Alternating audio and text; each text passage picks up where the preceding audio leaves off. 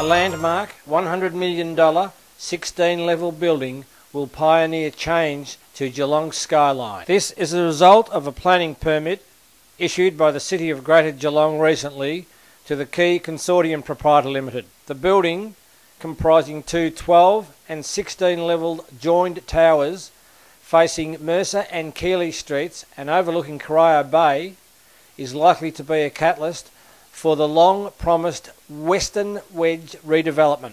City of Greater Geelong's Manager for Strategic Planning, Terry Demio, said it was not just about the City of Greater Geelong, but it was also about the surrounding areas in their planning policies. That policy has been supported, which is a welcome outcome from the panel. It provides a degree of certainty around those issues which have been a challenge over recent years. And as the Mayor has said, in relation to Ocean Grove, Port Arlington, St Leonards, the Central City and Jetty Road, Clifton Springs, the area immediately adjacent to Drysdale, all those place-based structure plans have been supported with minimal changes. So again, very welcome outcomes from the panel. And again, as repeating what the Mayor said in his opening, the parking precinct plan, which is a plan which seeks to enable council to collect cash in lieu of parking in Central City developments to ensure that we do provide for adequate parking moving forward. That has again been supported with minor changes, as has the open space requirement. So under the provisions of the Subdivision Act, a maximum of 5% open space can be taken within residential zoned development. In the policy which Council developed was to request 10% to be taken in major greenfield development to achieve a higher level of amenity, and again that's been supported. So those are again welcome outcomes from the panel.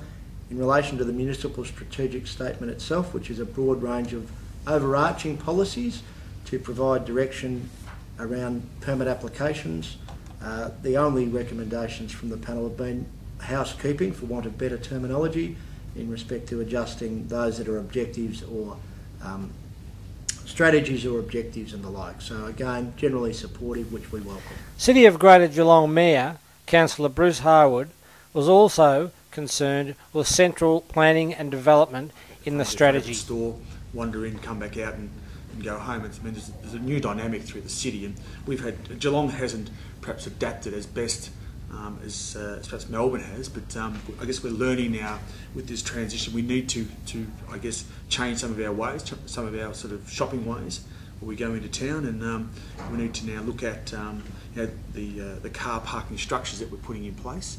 And this is another area that council's been cognizant of, and working with the developers to say, look, while we can place certain development in certain areas, we need you to contribute to the parking aspect of it. We need to get cash in lieu and then put that cash directly into car parking infrastructure. So it's a slight shift in, I guess, the way council's done things in the past to make sure that the demands are met.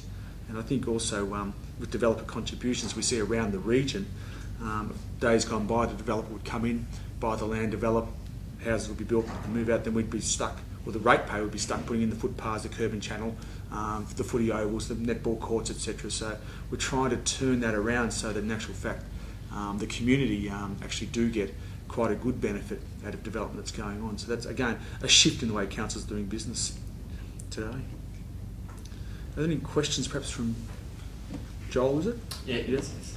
Any questions at all? Or? Just on the retail strategy, was there anything else on the retail strategy? They actually gave us a pretty good tick for a retail strategy.